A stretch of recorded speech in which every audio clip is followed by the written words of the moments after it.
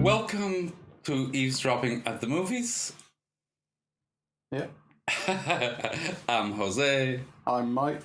And we've just come back from seeing The Commuter, which is a low budget film directed by, I think it's Collet-Serra, Catalan director, who's made a career out of doing these low budget action and horror films. This is his third outing with Liam Neeson.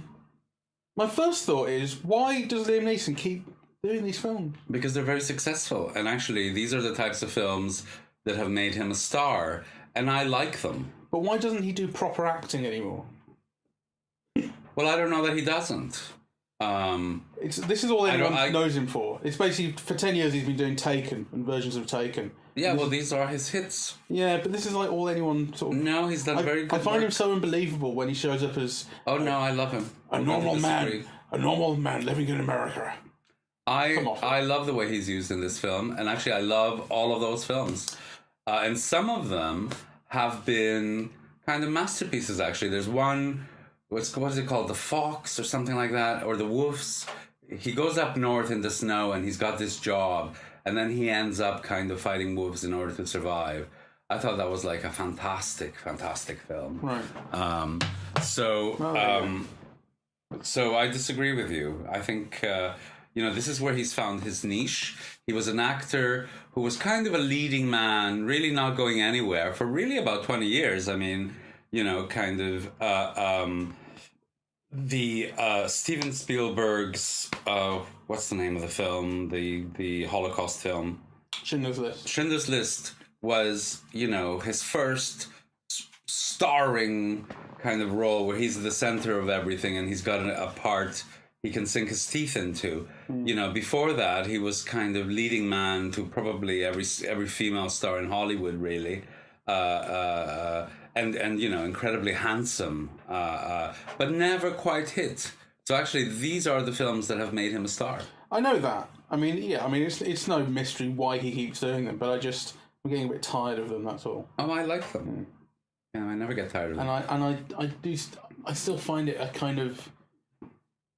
I still think it's kind of a square peg and round hole. I've never quite believed him, even though people love him. I love him. I've never quite believed him in them. Not in a way that like a Tom Cruise or Bruce Willis fits them. I love him, and I think he's braver and more daring than somebody like Tom Cruise. I mean, if you look at... I saw Tom Cruise and Graham Norton, and his whole face is inflated. He's becoming like, a male Cher or something. He's had so much Botox and work done, and, he's got this shiny, inflated skin like a housewife of Beverly Hills. Does his own stunts, though. Broke his ankle.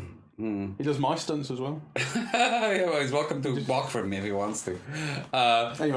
Anyway, but the thing is, there's a close-up on this, where his face comes into focus on the camera, and you see that he's a 60-odd-year-old man. You see every line, every little bit of liver spot. He says the line of dialogue, "I'm a 60-year-old man." It's when he loses his job. Yeah. And he's right up close to the camera, and it's a kind of wide-angle shot, and it distorts him, and it looks weird. But then at the same time, you can tell he's sort of got loads of makeup on as well. Like, he's like a 60-year-old man who's got movie makeup on. It's weird to look at. Well, I didn't notice that, I must say. I sort of thought that.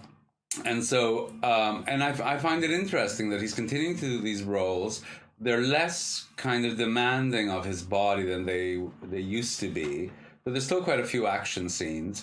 But anyway, I don't care. That's not what attracts me to these movies. What attracts me to them is the really lithe films. They're really kind of slimmed down.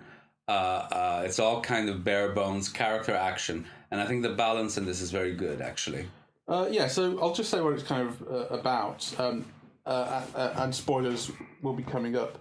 So Liam Neeson is this insurance guy who used to be a cop, but he's doing insurance now, and he's just about kind of making money, living paycheck to paycheck with his wife and kids, and then he gets laid off. And on his train trip home, he commutes every day, hence the title. And on his train trip home, he is offered some money by a mysterious woman played by Vera Farmiga, who says, if you do something small that will affect someone else's life a lot, you don't know what it is, and we give you $100,000, will you do it? And so he ends up doing it. He slightly gets sucked into it, but he takes the money. So he's made his choice. It turns out that the thing that he has to do is identify someone on this train who has a bag and who doesn't belong there, and put a tracker on this bag for some bad guys to then, Kill. Well, kill, yes. Blah, blah, blah, things develop, and then obviously revelations come out, and because it's mysterious, and it's a lovely little kind of. It's a lovely little hook, like I was in, you know.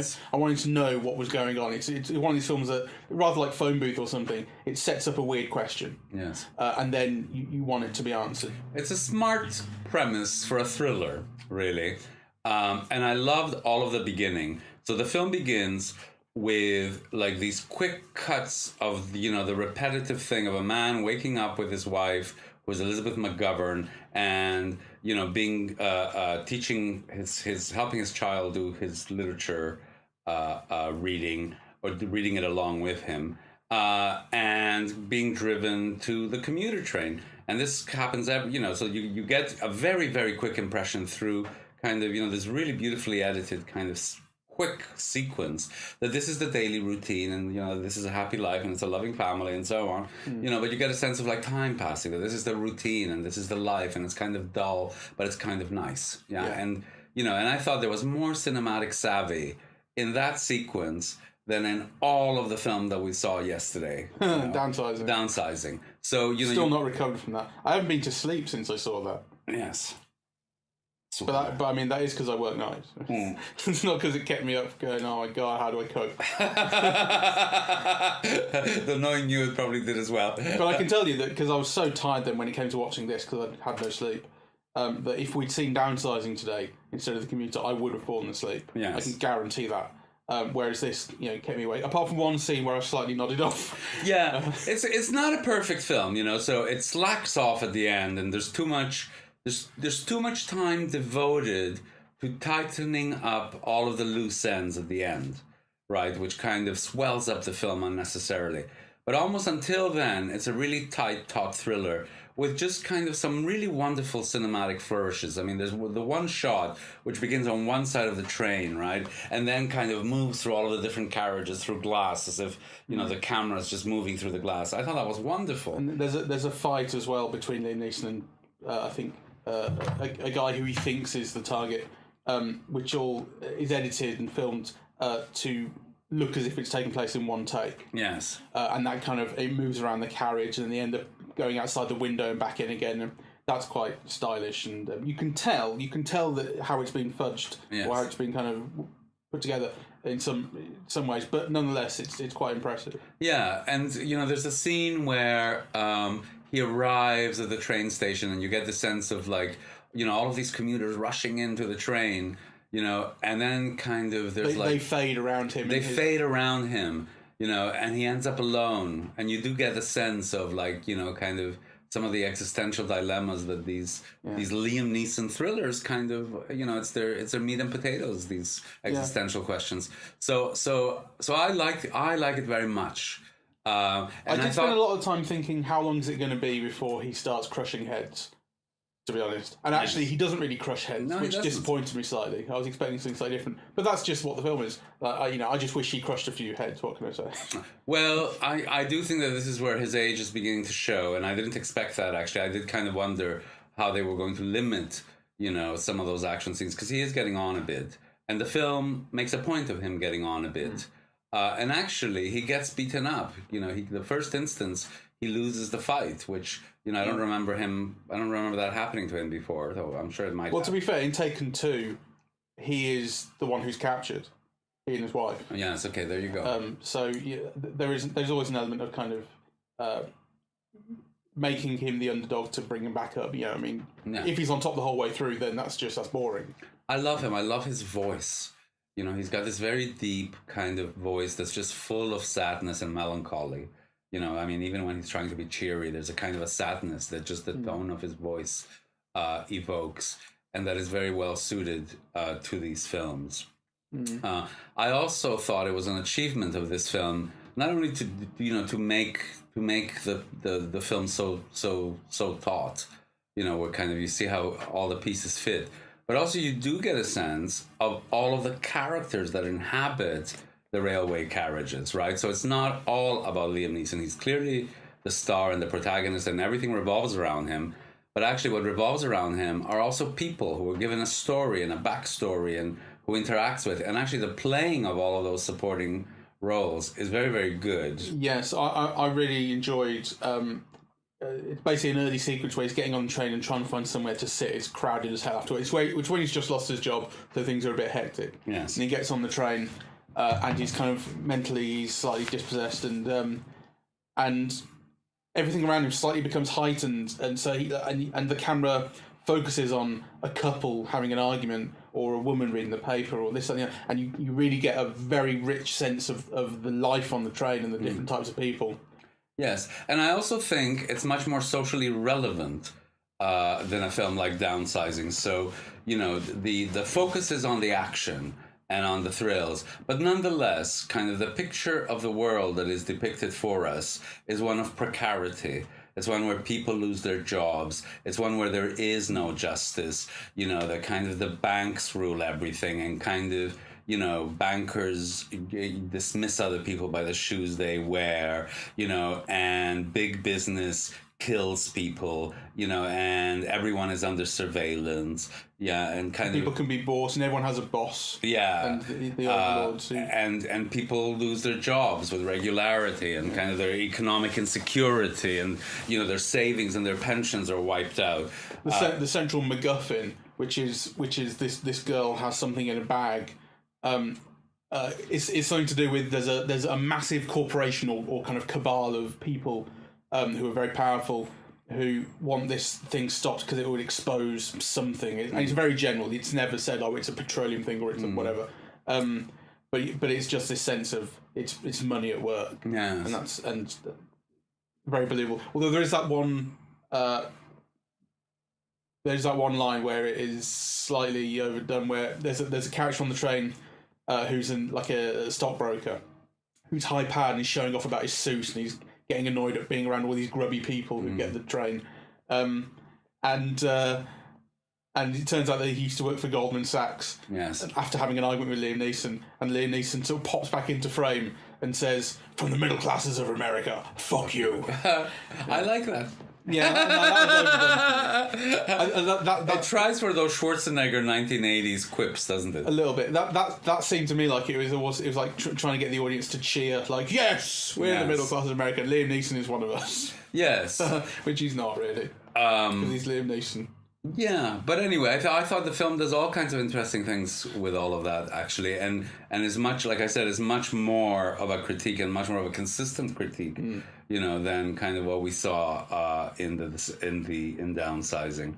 The only things that I had not problems with, no, actually, I don't have problems with it. I was going to say, kind of the women, but actually, there's lots of women. There are lots of different kinds of women in the film. From nurses to his wife and actually, the mastermind of the whole crime ends up, spoilers, being Vera Farmiga, right? Representing... Well, yeah, I mean, she's there right at the start. Like, she's bad news from the start, to be fair. Yeah, but I'm just saying, she's very good. And also the person who is whistleblowing is a 16-year-old girl. Yes. And Vera Farmiga is very good, and she gets a real star entrance. You see a flash of her. And then you see a flash of her shoes, black and white shoes, very striking. Yeah, that's the first thing is her shoes. Yeah. And then it's her just behind a door, and then she disappears. And so she gets a real entrance. It's a bit Hitchcocky. Yeah, it's very well done. And actually, as a formal exercise, I mean, here's a film that kind of 90% of it takes place on a train. Yeah, it's high concept. Yeah. So I liked it, really. It's, It's not one of the great masterpieces of the cinema. It's not even the best B thriller, but I found it very good. I think it was pretty good. I'm not quite as effusive as you are. I wasn't quite as taken with it, but there were things I liked. For instance, how much of a detective story it was early on. So the task that Liam Neeson is given is find this one person on the train who stands out, and they have a bag, and then you have to tag them. It's like, and if you do that, you get this money. So it's this weird kind of like single task he has to do from just a standing start, and then that's when that shot happens of going down the train and you're seeing all the carriages and all the possibility of who this person could be, and for like 15-20 minutes or more, it's like Murder on the Orient Express. Yes, right. I like that. It really is. Although it's more like a bag on Pelham 1, 2, 3. I mean, for me, there were certain things that didn't kind of sit right. So on the one hand, like these forces of evil are kind of unknown. Like, they're the financial services or banks, but they're never named. So kind of. Then the other thing is that the police is corrupt. He's betrayed by his very best friend. So really, the film has this thesis that the only people that you can count on is yourself and your family, really. But on the other hand, it has this Spartacus moment at the end, where the gunman says, "Who is Prin?" And Prin says, "I am Prin," and then everybody goes, "I am Prin, I am Prin." I go, "Oh, come on!" Like, we know you've seen Spartacus. Fuck off. I thought the same thing, but then, I thought actually before that happened, I knew it was going to happen, and I thought, I don't do Spartacus. But then it happened, and I was all right with it. Right. And I also like that they undercut it because the one character, one of the guys who works on the train, who's a total coward, goes, "I'm not Prin. Can I just?" And that was quite a funny little bit. He's all right. But that was so expected. Of course it was, but I still didn't mind because the thing was Spartacus was expected. Yeah. So undercutting it was expected too, but I'm glad they did it. Yeah. Just to sort of not quite like otherwise it would be selling it as like this really full on emotional sort of everyone coming together moment. And I'm glad that they were aware enough to not quite go that far. Yeah. Okay. I was alright with it, but I think it's not as good as things like the train stuff. There's a whole thing about the train can't slow down, which is not as good as Unstoppable, the Tony Scott film. And I think that's just the general kind of high concept sort of weird thing happening and you're stuck in one place pales in comparison to Phone Booth, which I think is like the high watermark for me. Although maybe that's because I saw that when I was 15, but nonetheless, like I love that movie. Because it really is. I mean, Liam Neeson has got 5 carriages to play with here. Colin Farrell had a phone booth. Yes. That was pretty awesome. The only other thing I'd like to point out is, I just thought it interesting because the film begins, so it has this routine of him waking up at 6 a.m. every morning to the radio, and of course right by his bed is Thafon's book, Shadow of the Wind. And I thought, I wonder how much, the kind of the Catalan angle is going to be played, and then you realize, it's New York. Yeah. And also there's a dramatic line, or a line that attempts to be dramatic, like a kind of a twist at one point where he's managed to get all of the remaining sort of suspects into one carriage, and then he's zoning in on one guy who he's sure is the target. And he's looking for someone who doesn't normally get on the train because it's someone who is out of place. And he's like, it's you. It's definitely you. And after a lot of this, he then notices that his ticket is, he goes, "This is a monthly ticket," which means he gets on all the time. It's like, that is supposed to be a dramatic twist. This is a monthly ticket. I thought the narrative structure was very good because, I think for the first half of the film, or the first, close to 2/3, he's looking for the person, right? And then the last bit, he's actually kind of trying to protect the person, So I thought kind of it was a very simple, neat kind of structure, but like very beautifully done. Yeah, like the way the story evolves quite organically, because I think at the start, I guess I was kind of expecting, the search for this person is going to be the whole film, and then at the end he'll find them. That'll be the climax. But of course, he doesn't find them, but he starts identifying suspects incorrectly early on, and then as a consequence of that, people die. Yes. And then the story changes, and he realizes what the danger is. So as you say, then it becomes about protecting people, about fighting the people who are doing this to him, about making sure his family's okay, and it all gets quite fraught. And it becomes a moral question, because you see, initially it was like to take this money to find this person, but actually what the film then shows you is that to find this person is to have this person killed, right? So it's almost like kind of the moral stakes in each of the questions as the film unfolds alter and become deeper, you know. So I like that aspect of the film as well. It has kind of, you know, it has a kind of a moral stance on what it's showing, which actually is not very usual in films of this type. Actually, thinking about it, because right at the start, the film is framing everything as a question of money. It's about how is he going to live now that he's lost his job, and this thing is a lifeline. It's $100,000 that will help him out considerably. And then, as you say, you learn that finding this person means they die, and so the money becomes less important. And then he loses the money because his bag gets caught and it ends up going off into the wind. But he only loses part of the money. Yeah, he only loses 25 grand because he'll get the other 75 grand later, theoretically. Nonetheless, he loses that big amount of money that's in his bag. So, and actually, the film kind of doesn't make any big deal about it. It's like the money is forgotten about by the end of the film. By the conclusion, there's no question of what happened to that money or what's going to happen. The money was completely forgotten, and it was all about protecting the people. Well, the question is really, what price would you put on to kill an innocent person? Really. You know, what are you willing? What's your I price? don't think that is the question. That's the thing. Because the film never frames it that way. Well, it does, because at the end, you know, he puts his family at risk in order not to kill. So actually, he's the person who just will not kill. Okay, but I thought you meant in terms of monetary value, because we were talking about the money. Well, no. It never frames it in that sense. Once the woman's life is in the frame, or once a human life is in the frame, the money is basically immediately forgotten. Yeah, okay, so the thing that might be confusing it here is the question of price, or the word price. Yeah. Nonetheless, he's not willing to kill this innocent person, even if it means that his family might be killed.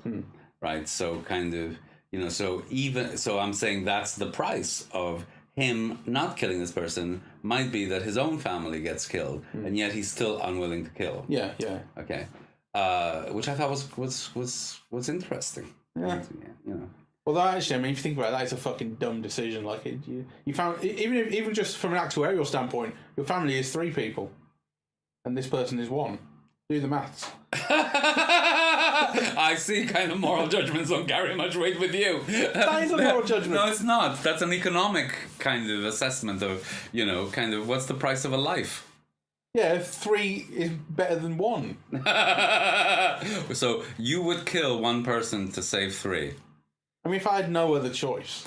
Well, but you don't know that. Because Liam Neeson gets lucky. He sticks it out, and eventually it turns out his all right. family doesn't get killed. The reason it turns out all right, because actually I think the reason that Liam Neeson sticks it out, waiting for a bit of luck, is because he knows that he's in an action film and it will happen. And actually, if it was real life, Liam Neeson would not behave like that. All right, let's end it here. It's a really good movie. I really highly recommend it as a genre B picture. It's kind of, you know, if you don't have massive expectations for it, it's fun to watch. Yeah, I don't highly recommend it, but it's all right. Right. Yeah. Okay. But I mean, see Phone Booth first. Great. Don't bother with Phone Booth. See, Phone Booth is great. We'll see Unstoppable, because that's another great film. Just see this one. Well, just see Unstoppable, because that's a really great, another working class kind of blue collar America thing, and it's got great train stuff, better train stuff than this. I mean, the chase stuff. All right, we are on Twitter, Facebook, iCloud. Are we on iCloud? We're on Twitter. Let me do it. Okay. We're on Twitter at Eavesdrop Movies, and we're on Facebook, Eavesdropping at the Movies, eavesdropping at the movies at gmail.com if you want to email us. all sorts. We've had no comments worth reading out today. No, we haven't. Though we welcome them, and we've been receiving both really nice and really helpful ones. So please do get in touch if you want to. And you wanted to apologise for forgetting about Nebraska. Oh no, I don't want to apologise, but it's just kind of after we had our podcast yesterday on downsizing. On downsizing, I realised that he'd been the director of Nebraska. Which we forgot about. And and it was just interesting that he's someone who is associated with something like Sideways and really not Nebraska. When you think of Nebraska, you think of Bruce Dern and you think of Black and White and you think of that landscape, so anyway, I just kind of wish we'd made more of a connection kind of yesterday, but because our policy is really to not research, to try to avoid information as much as possible before seeing the film, and then to come and base our conversation on the film we just saw rather than on everything that surrounds the film. It's just one of those things that escaped. Yeah, I mean, that was something that happened with The Snowman, because I think if we'd known with The Snowman about its production problems, we would have evaluated it quite differently. Yeah. Because I think actually we both ended up saying we kind of like The Snowman, but it's a bit off how the story doesn't really make sense. And everyone else I've seen talking about The Snowman was saying this is terrible and they've ruined it and the production problems had all this impact and blah blah blah. And I think actually if other people had seen it the way we saw it, they might have liked it a bit more. Yes, the wonderful film that I was thinking about with Liam Neeson that I think is just wonderful is The Grey. It's called The Grey. Oh yeah, I've heard of it. And that I highly recommend. We have very little time. Okay. That's my Liam Neeson. All right, let's wrap it up here. Yeah, bye-bye. Goodbye. That is so unlike me, Liam Neeson. I will find you and I will kill you. That was all right. Well, it's deep. That doesn't sound like Liam Neeson. Answers on a postcard.